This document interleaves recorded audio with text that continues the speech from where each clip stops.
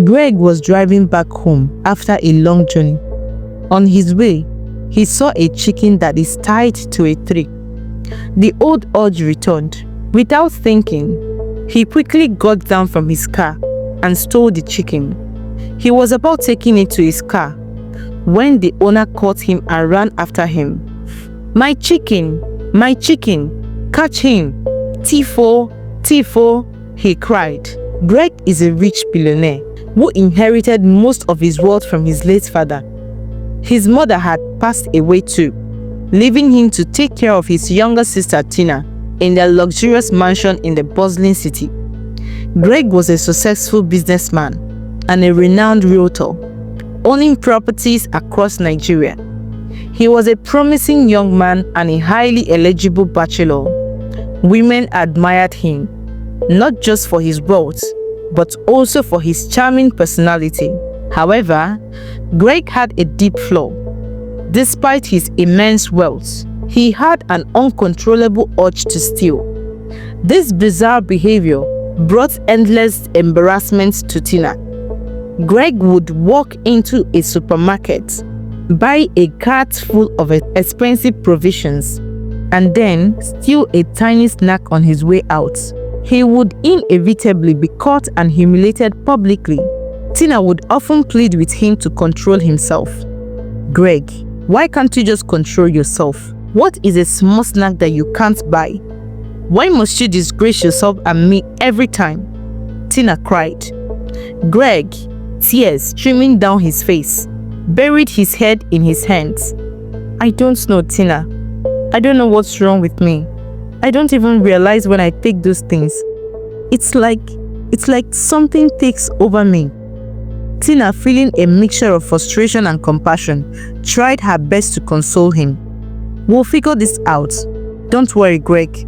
We'll find a way to fix this." But things only worsened. Greg's friends began avoiding him. Whenever they had business dealings, Greg would find a way to steal something insignificant, leaving them both shocked and disappointed.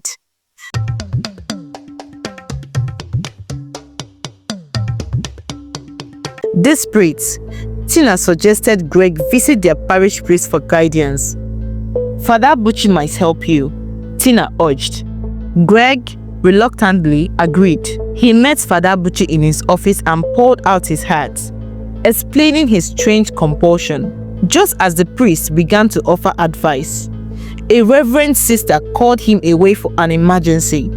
Left alone in the office, Greg's urge took over. He stole the parish priest's phone and left. When he got home, he went straight to his room and dozed off, the phone still in his possession. As he slept, the phone began ringing persistently. Father Buchi had been calling his phone as he couldn't find it anymore. Tina, noticing the phone ringing incessantly, tried to wake Greg up, urging him to answer the call. When he didn't respond, Tina picked up the phone and was shocked to see Father Abuchi's picture on the screen. Her face darkened with anger. "Greg," she yelled, waking him up. "How could you, Greg? You stole a priest's phone too? No, this is too much. You've taken this embarrassment to another level," Tina shouted, her face red with anger. Greg, unable to face her, buried his face in his hands. "I'm sorry," he whispered. Tina sighed deeply. "This isn't ordinary, Greg. We need help. Let's go to the village and consult the elders. Maybe they will have answers." Reluctantly, Greg agreed. When they arrived in the village, Tina made it clear that Greg was to stay home and avoid any trouble. She dismissed all visitors except for Amanda, Greg's fiancée. Amanda had been engaged to Greg for 3 years and were supposed to get married later that year. So when she heard that Greg is back, she rushed to meet him. Amanda was thrilled to see Greg and tried to cheer him up. "Greg, we need to invite Chief Ikechukwu over instead because of your condition. He is wise and may help. Let's avoid Uncle Mazi Okeke for now.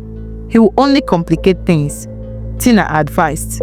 However, Greg ignored her and went over to meet Chief Ikechukwu. On his way, he saw a goat tied to a tree and, unable to resist, stole it. Unfortunately, the owner caught him and reported him to the king. At the palace, the king and the elders gathered, including Greg's uncle Mazi Okeke and Amanda's father, Mazi Eze. Greg, your father was a good man, but your actions bring shame to his name. We all know that stealing is punishable by death in this village. Why would you do this? The king asked sternly. Greg knelt down, pleading for forgiveness. His uncle and some chiefs intervened, and the king gave him another chance.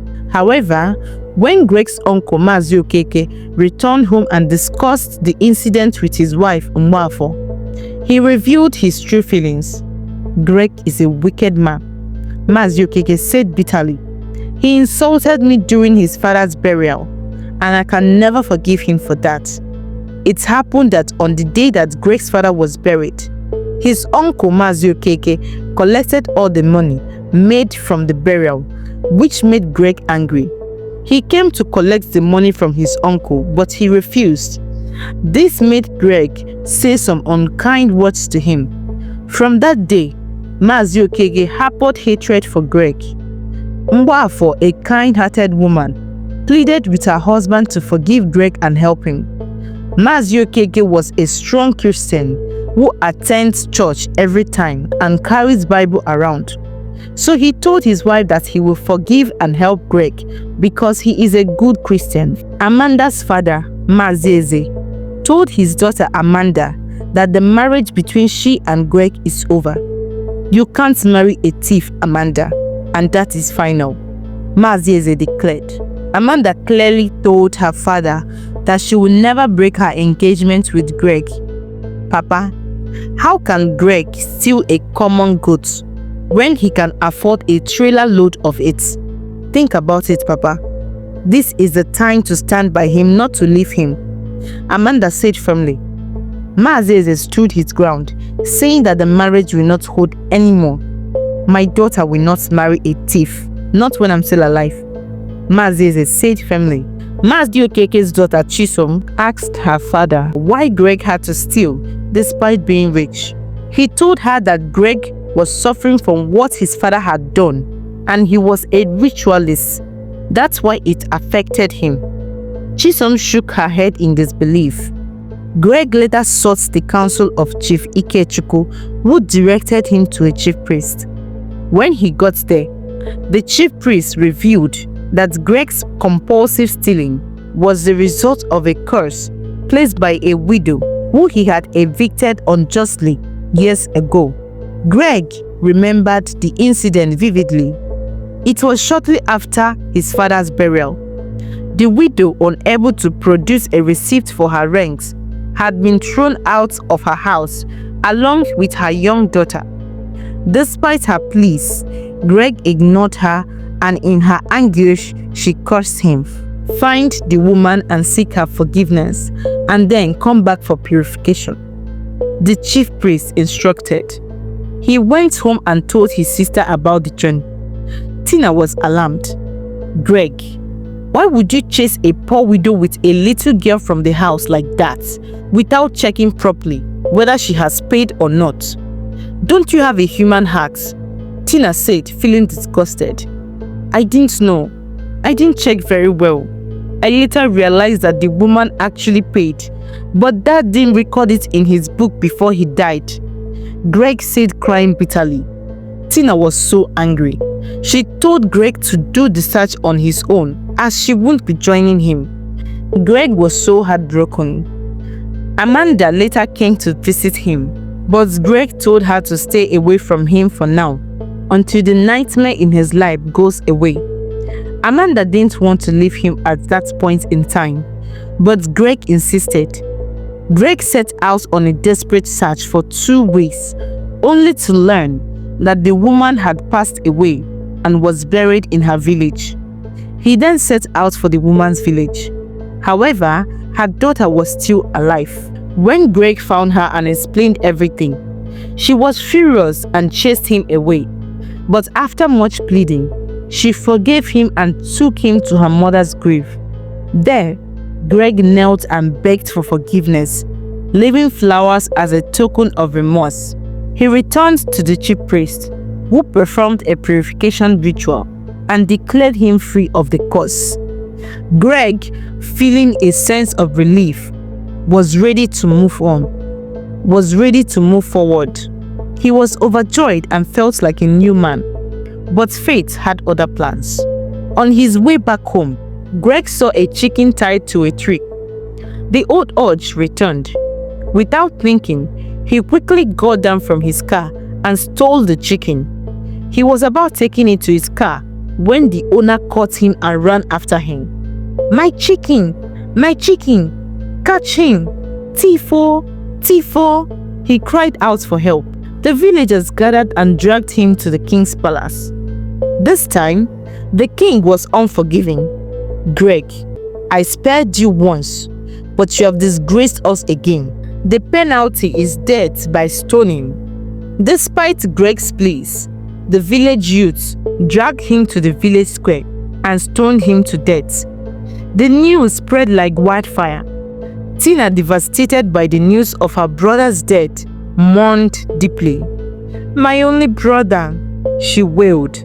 How can this injustice befall me? Mbafo tried to console her, but nothing could ease her pain. The villagers too were shocked by the tragic turn of events. Meanwhile, Amanda, heartbroken by Greg's death, discovered that she was pregnant with his child. Her father, Maziezi, insisted she terminate the pregnancy or leave his house. Amanda, unable to do so, left her family and wandered the forest. She wandered aimlessly until she was found by a kind hunter named Dinta. He took her home, but his wife Adana was not welcoming. How can you bring a stranger in our home without consulting me first? Dinta, Adana, Dinta's wife shouted. Please try to tolerate her, Adana. She was wandering in the forest when I found her. She had nowhere to go. Please, try and accommodate her. Dinta explained, but Adana was adamant. Adana made life unbearable for Amanda. When her presence caused too much tension, Dinta found her a home with an elderly woman. The old woman lived alone as she had no family. She couldn't give birth to a child till her husband's death. When they got to her house, she welcomed Amanda warmly. Amanda did everything in the house for the old woman, including cleaning, washing, and cooking for her, and the rest of the house chores. The old woman appreciated her hard-working skills. After 2 months, the old woman found out that Amanda was pregnant. She narrated everything to the old woman. From then, the old woman took care of Amanda until her pregnancy was due. Amanda gave birth to a healthy baby boy. The old woman was so happy. She treated the child like her own grandchild and got addicted to him as well. Meanwhile, Tina had moved to the city to start anew. One day, she received an invitation from a priest to a church. She was reluctant to attend at first, but then she decided to go. To her astonishment, she found Greg alive, standing in front of her. Greg, how is this possible? Tina exclaimed, tears streaming down her face. She hugged Greg tightly. Bro, I'm so happy to see you. Look at you. Why did you scare me like that? The priest invited both of them to sit down. He narrated how he was coming to visit a priest friend in their village when he saw Greg barely alive. He rushed him to the hospital and was revived there. He asked him to lay low and not tell anyone that he was still alive, as something was still going on in the spirit realm. But finally, it's time to break all shackles of the enemy. The priest revealed that Greg's trouble was orchestrated by someone powerful who had yet to be exposed. They asked the priest who was responsible, but the priest told them that the person would be revealed very soon.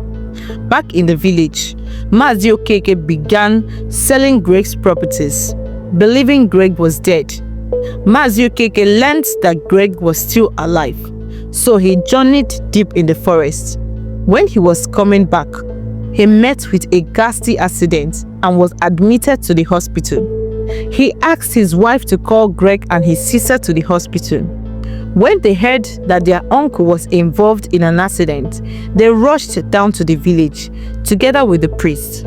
When they arrived at the hospital, Maazị Okeke confessed that he had been responsible for the deaths of Greg's parents, driven by jealousy and greed. Maazị Okeke admitted that he had orchestrated the curse, hoping to ruin Greg's life because he had become a problem for him. He wanted to easily snatch his father's wealth, but he came in the middle, so he had to pay. His confession left everyone stunned. "So, uncle, you are the one that made my brother to be a thief and killed our parents. You are very wicked," Tina shouted in anger. She tried to pounce on him, but the priest stopped her. Greg was just standing, dumbfounded. Maazị Okeke further confessed that when he heard that Greg was still alive, he went deep in the forest to a powerful native doctor to get the charms that would kill him. But as he was returning, he met with an accident. Mwafor was so embarrassed on hearing the heinous things her husband did. She just stood there crying bitterly. The news of what Maazị Okeke did to Greg and the news of Greg's survival spread throughout the village. The news of Greg's survival soon reached Amanda's ear by one of the villagers who came by to the village she was staying at. She quickly rushed to see Greg. Greg heard that Amanda's parents threw her out because she was pregnant. He threatened to get them arrested if he doesn't find her. As he was going out to search for Amanda, immediately, Amanda came into his compound with her baby. They hugged each other excitedly. "Oh, how I've missed you, Amanda," Greg said. "I have missed you too," Amanda replied. "Our boy is so cute," Greg said joyfully, cradling the little baby. 2 weeks later, he got married to Amanda in a grand style. Maazị Okeke was brought out from the hospital. The doctors couldn't treat him anymore because his legs were rotten. He lay on a mat in front of his hut, regretting his actions. But he was paying for his heinous deeds. The villagers whispered among themselves, "Who would have believed that Maazị Okeke, who carried church for head, would have committed such atrocities?" One of them said, "My sister, oh, this is so surprising. Fear all these people carrying Bible up and down. Not all of them are really serving God." The other replied, "This is truly an example of many are called, but few are chosen." The other girl said, They all hissed, walking down the village path. Greg and his wife and son lived happily together with his sister Tina. Thank you for watching, guys. I hope you enjoyed the story. If so, please like the video, comment what you have learned from the tale, and don't forget to subscribe to the channel for more enchanting tales just like this one. See you on the next one. Thank you and God bless. Bye.